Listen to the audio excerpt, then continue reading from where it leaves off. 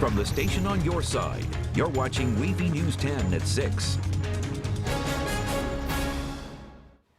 Back now with the father claiming racial profiling after an incident at a Chesapeake store. He says his daughter and her friends were just killing time at a beauty supply store when a manager locked the door and called police on them. A lot to sort out in this. 10 on your side's Aesia Toliver joins us with more on how the police handled this. Aesia? Well, guys, I spoke with a lot of people to try to get to the bottom of this, and the father says the girls just can't believe this all happened, and more than anything, he's disappointed. A Chesapeake father wants justice after he says his daughter was among a group of girls wrongly locked inside a business for a crime they didn't commit. My daughter and her friends won't ever forget about that. So I just think that's wrong.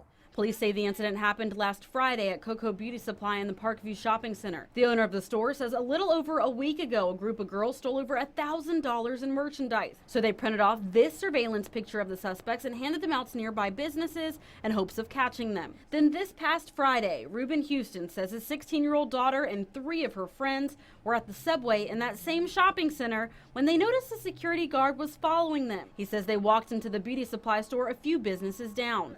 Shortly after entering, Houston says a manager locked the girls inside. My daughter asked them why can't we leave? She says, you'll find out. That's when Chesapeake police say they were called and responded about 10 minutes later.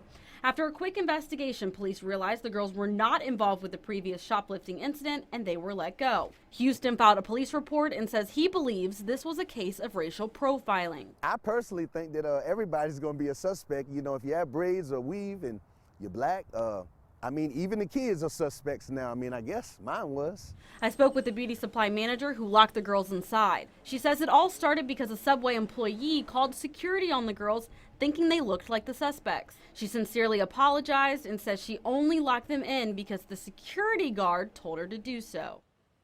Now this afternoon, I did talk to that security guard. He called me and he denied telling her to lock the door. He says he was only involved because of the Subway employee calling him, and then he called police.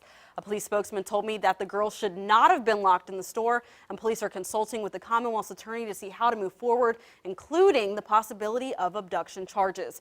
I'll have more details on the story for you on WAVY.com. I'm Aesia Toliver, 10 on your side.